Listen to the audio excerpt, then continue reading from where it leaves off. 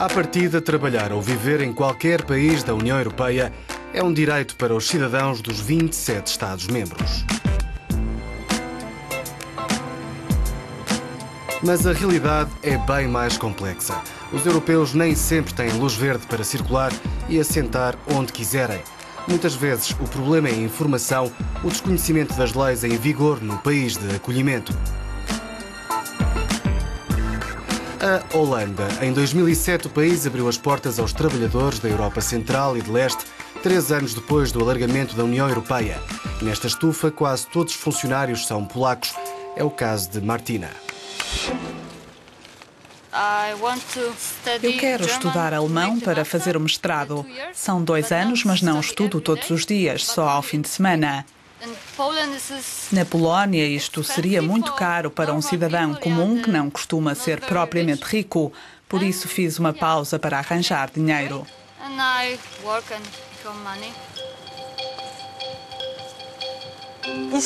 Na Holanda, o setor agrícola é um dos que mais emprega trabalhadores da Europa de Leste. Uma vez que pertencem à União Europeia, não precisam de autorização de trabalho, basta o passaporte ou o bilhete de identidade. Cerca de 350 mil europeus de leste vivem atualmente na Holanda. Neste período de crise económica, o risco de serem discriminados é muito maior. O PVV, partido de Geert Wilders, de matriz anti-europeia, criou um site no qual qualquer pessoa pode denunciar eventuais problemas causados por imigrantes da Europa Central e de Leste. O argumento é que estes estão a roubar trabalho aos holandeses. Rob Rombout dirige uma empresa que recruta mão de obra no leste europeu. Para ele, esta estigmatização não faz qualquer sentido. Tenho a certeza de que quando virem as estatísticas, elas já existem, vão-se aperceber de que os polacos não estão a tirar nada aos holandeses. Não é essa a questão, é o contrário. Amanhã, se os polacos deixarem a Holanda, a economia do país enfrentará um grande problema. Quem é que vai trabalhar então? Na verdade, há toda uma panóplia de realidades no que toca ao contexto dos migrantes europeus. Alguns não têm qualquer obstáculo, outros deparam-se com inúmeras dificuldades. Em Eindhoven existe um centro de informação sobre estes assuntos. Sónia, a responsável, criou uma associação de defesa de direitos chamada Migrada. A maior parte dos imigrantes que aqui chega não fala holandês. Essa é uma questão. Outra é a informação. Muitas vezes não conhecem os seus direitos, nem os seus deveres. Os problemas relacionados com a segurança social são os mais frequentes. Sónia exemplifica com a história de 2 polacos. Um trabalhou durante 5 anos na Alemanha e outro durante 8 meses. Deixaram de ter trabalho e foram para o Luxemburgo e depois para a Holanda. Agora são sem abrigo, não têm direito à segurança social holandesa, porque ainda são jovens, mas lá está. Um tinha descontado 5 anos, outro 8 meses. A situação dos cidadãos da Roménia e da Bulgária é mais complicada. Foram os últimos países a chegar à União Europeia. 9 Estados-membros, incluindo a Holanda, ainda lhes aplicam restrições e exigem autorizações de trabalho. Uma empresa solicita uma autorização laboral onde vem o nome do imigrante. Mas se o trabalho terminar, o imigrante não pode ir para outra empresa, porque a autorização foi atribuída só à primeira. Isto torna as pessoas muito vulneráveis. Depois não podem reclamar, não podem dizer que não querem trabalhar 80 horas por semana, porque correm o risco de ficar desempregados. Para Sónia, o mais importante é lutar contra os preconceitos.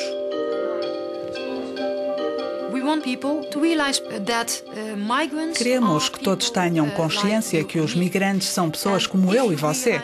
Se ganhar essa consciência, então pode mudar as coisas. E se olhar para a questão da migração europeia de uma forma positiva, creio que a situação pode mesmo melhorar.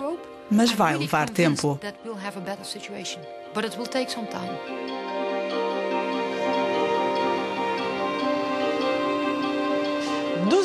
Atualmente, 12 milhões de europeus vivem noutro país da União Europeia, ou seja, 2,5% da população total. Mesmo os cidadãos mais qualificados, com mais informação, podem deparar-se com problemas administrativos no país de acolhimento.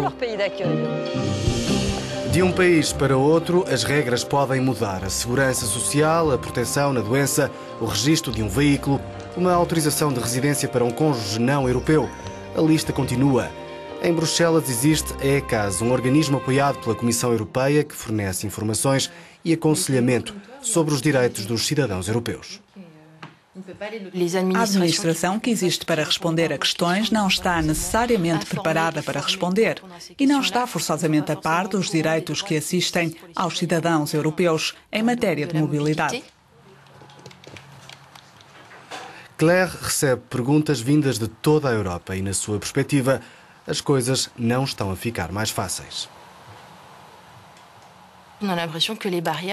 Creio que há ainda mais barreiras, que os problemas que dizem respeito aos direitos sociais são cada vez mais complexos. Aqui temos a impressão de que os Estados estão mais fechados sobre eles mesmos, criando dificuldades administrativas que limitam o acesso a cidadãos de outros países. Não há vontade de facilitar a mobilidade.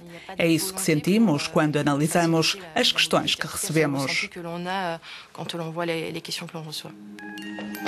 Esta família instalada em Bruxelas enfrenta aquilo a que chama de intransigência e incompreensão por parte da administração belga. David Abiago e a sua mulher têm já um filho. O segundo vai nascer em junho. O casal luta para que as duas crianças venham a ter o mesmo apelido. O pai tem dupla nacionalidade britânica e belga e a mãe é espanhola. Temos 3 nacionalidades diferentes. O nosso filho é espanhol também e em Espanha eles têm 2 apelidos, o do pai e o da mãe. Esse é o nosso problema. A lei belga, a lei napoleónica, influencia a lei belga e diz que uma criança só pode ter o apelido do pai e não há qualquer exceção.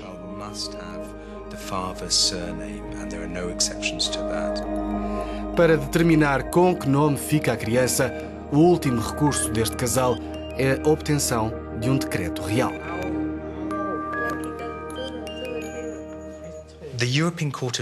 O Tribunal Europeu de Justiça já foi muito preciso em relação a isto. É ridículo. Trata-se de discriminação, isto de dar nomes diferentes às crianças consoante os países. Acaba por ser um limite à liberdade de movimentos. Como é que se prova que se trata da mesma pessoa quando no passaporte os nomes são diferentes? É mais uma acha para a fogueira do conceito de cidadania europeia.